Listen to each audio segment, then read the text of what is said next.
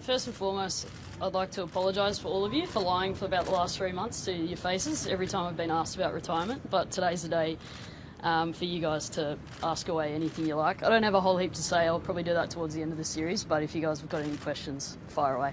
Alyssa, why now? Why not?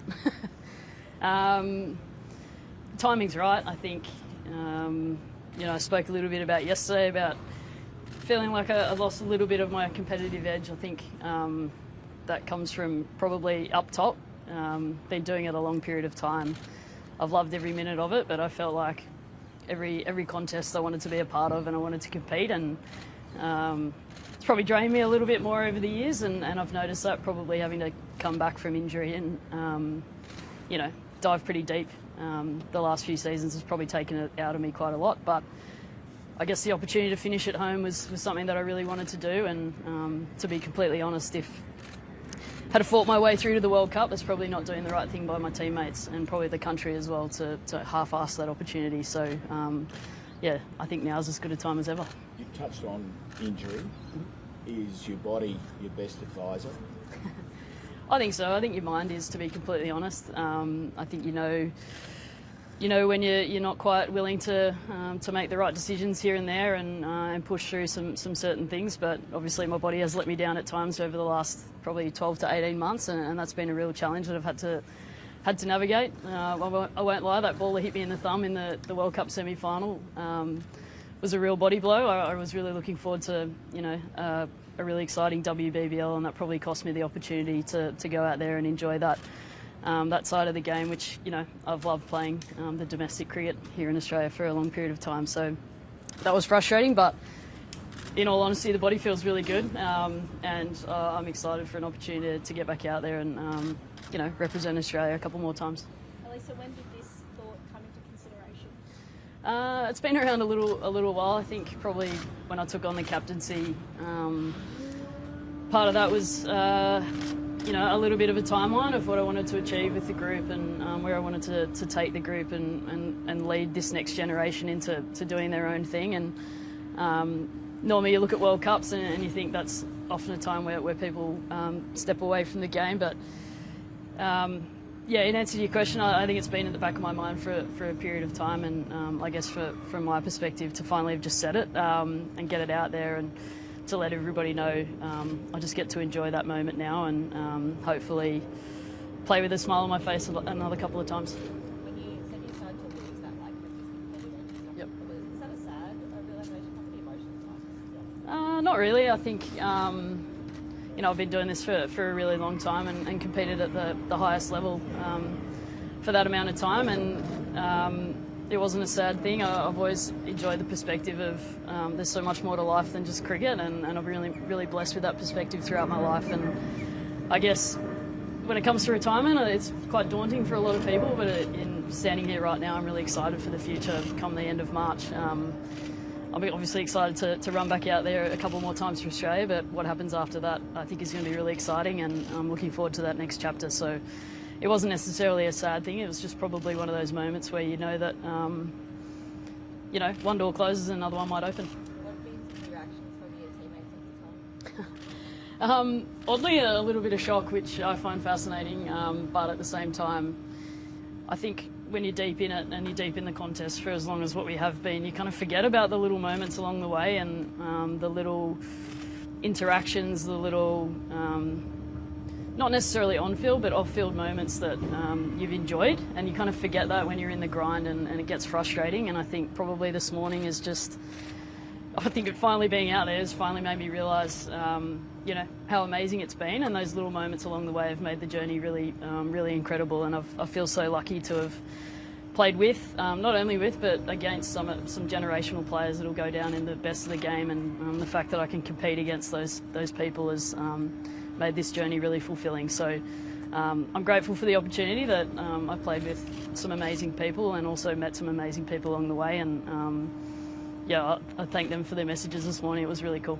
Mentioned last year's World Cup, a couple of podcasts overnight, and now, was there a world in your mind where that would have been the calling point as well, had things gone a little bit more to plan? Potentially. I mean, get that trophy at the end of it, maybe it might have made that decision for me, but I don't think so. I think the opportunity to finish here at home was really special, and I'm obviously really grateful for that opportunity. Not everybody gets to choose when they retire, so I've been really lucky in that regard. But yeah, to play here and obviously be here with my family and play in front of them and play with some of my best mates, I think was an opportunity not to pass up. And what does it mean to you to have been part of this Australian side for 15 plus years now, especially playing with somebody that, like, you obviously got Elise there as well, but players who have played for decades at a time as well. So to be part of this generation that has fundamentally changed this country forever. Oh, I feel so lucky. Lucky more than anything else. I use the word grateful, but I feel really lucky to have played in the generation I have.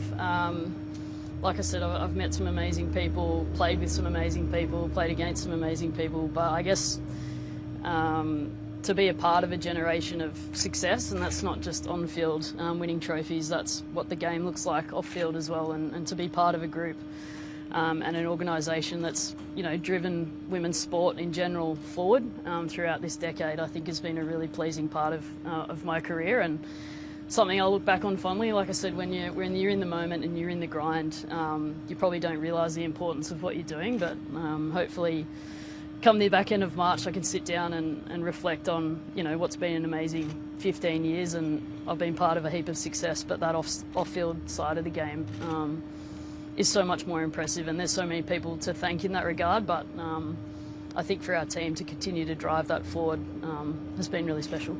So you look back on the KFC working part-time memories there as well, but is part of the best fact that the young players like Honeymoon said behind you don't have to do that? Yeah, definitely. You know, like, working at KFC taught me quite a lot. Might have to go back and get another job after this, but yeah, and that's people that we speak about legacy, and that's not my legacy, but that's our generation's legacy, that we've enabled some amazingly young, talented players the opportunity to be full-time athletes, and I think that's really special. You know, if you give them the platform and the opportunity to do that, they'll showcase some incredible things, and I think we're only going to see that, the rewards of that over the following 10 to 15 years, and hopefully, yeah, the Australian team, but also, you know, domestic cricket within Australia continues to thrive. Is that something you'll continue to do, keep pushing women's sport? I know you said that one door closes, another opens. Yep. What can we expect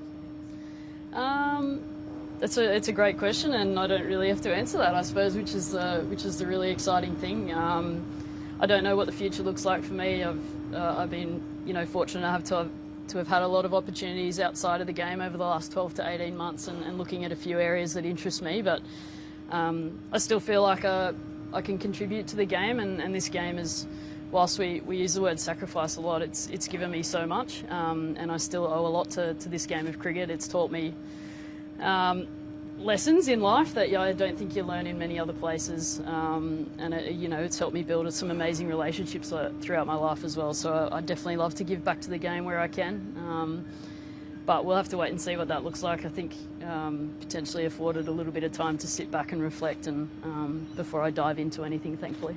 How big of an impact? Mum and Dad, Yep. you go. How much did you lean on them for advice for a decision that ultimately you've got to make yourself? This is probably a poor answer to have, but not a lot. I think I just made it and told him, and off we went. But look, I think it probably came up in conversation at times over the last 12 months, and probably chatting through it with them. They're supportive of me regardless of what I do and what decisions I make. So I'm really grateful to have that backing, and in particular for someone like Mitch to just say, I've got your back, and whatever you decide to do, you know, we can make it work. So I'm really lucky in that regard, and fortunately for me, like I said, not everybody gets the opportunity to say they're stepping away from the game and go out there and play a couple of extra games for Australia. So the opportunity to play in front of them and to, I guess, thank them for everything that they've done for me is, I'm really lucky to have that opportunity. How big of an impact? What role would you say your parents and your family have played in your career? Oh, I think family's played a huge part in my career. I think whether it be initially stepping into the game, but also teaching me a lot about the game, but also having perspective outside the game as well. I think that's something that whether it be sadly or luckily enough, our family's been through quite a lot outside of the game, and I feel like that's afforded me a great perspective in that it is a sport, it is a game, it is meant to be enjoyable, and I've really really thrived in that. But mum and dad were there in the early parts, driving me here, there and everywhere, and providing afternoon tea, and dad throwing me 1,000 balls in the nets. So I'm forever grateful for the sacrifices they made to enabled me to have a sporting career. It may not have been in cricket, it could have been any other sport, but fittingly it turned out to be cricket with wicket-keeping gloves on and Healy on the back. So I'm very lucky to have had that full support along the way.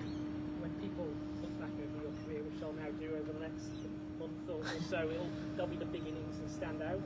You've obviously stood up at key moments a lot of time. Is that what you take most pride from, or are there things that maybe the public don't see that you'll remember most fondly?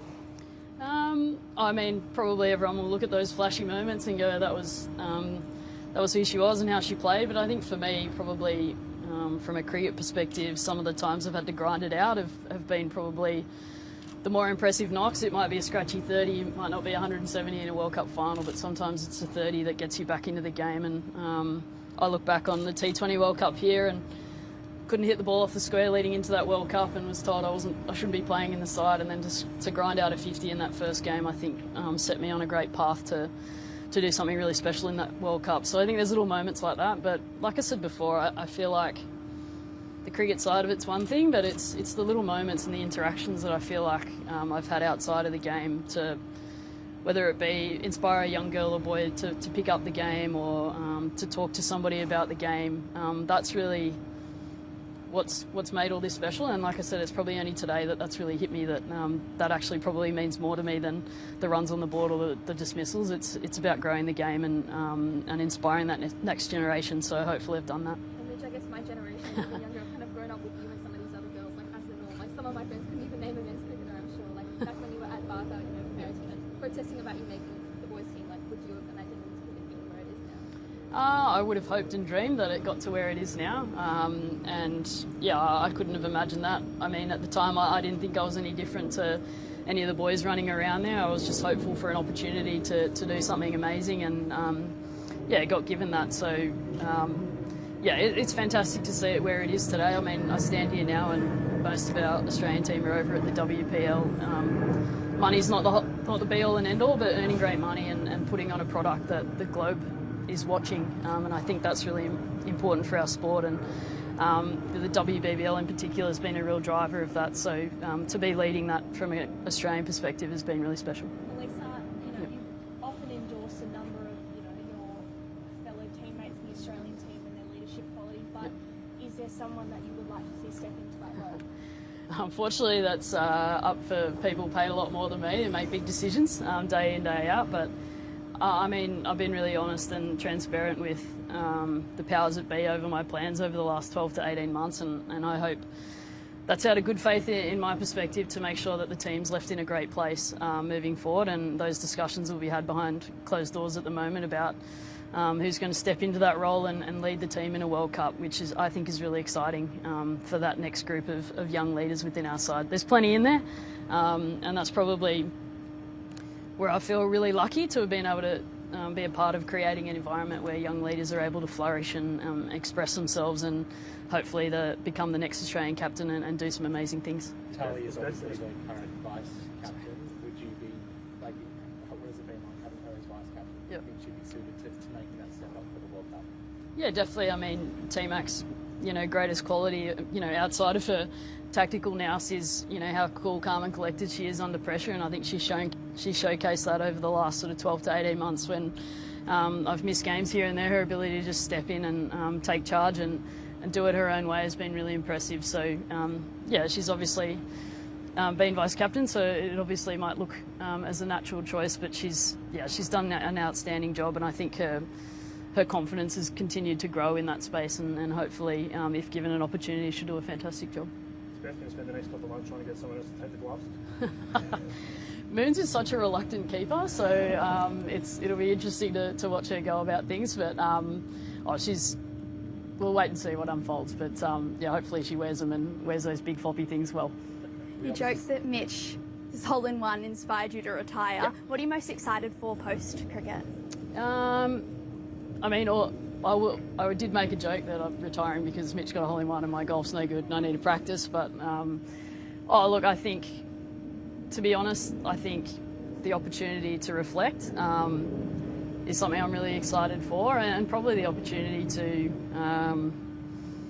enjoy some of the moments in my life that I've probably neglected over the last 15 or 16 years. Like I said, you're in the moment, you're trying to be the best cricketer you can be, you're touring the globe and having these amazing experiences, and you kind of forget about your life behind at times. So for me, the opportunity to dive right into that and embrace life away from the game, I'm really excited for. So what the professional side of things looks like, I'm not too sure, but I think having an opportunity to live my life outside of the game of cricket, I think is really exciting.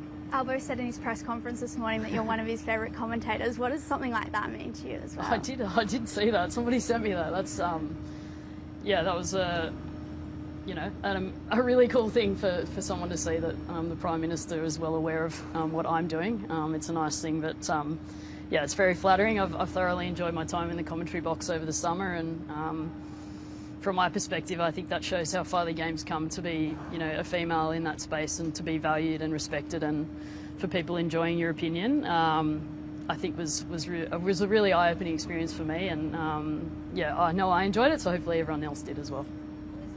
The national team has been considered the most popular and most trusted at various points under your leadership. Yep. Do you see enough talent coming through to think that that'll be maintained? Oh, definitely. I think, like I said, affording the next generation of young cricketers the opportunity to be full-time athletes is huge in our game, and it will continue to drive it forward. Continuing to invest in our domestic pathways, I think, is going to be really important, and the WBBL plays a huge role in that, in giving this international experience to young players, and that'll maintain the strength of the Australian side. So yeah, it's definitely there. I think our depth is going to be tested at times over the next coming little period, but I've got no doubt that the strength is there, and we'll still remain the best team in the world. All good. Thank you, Ron. Any others? Thank you. Thank you.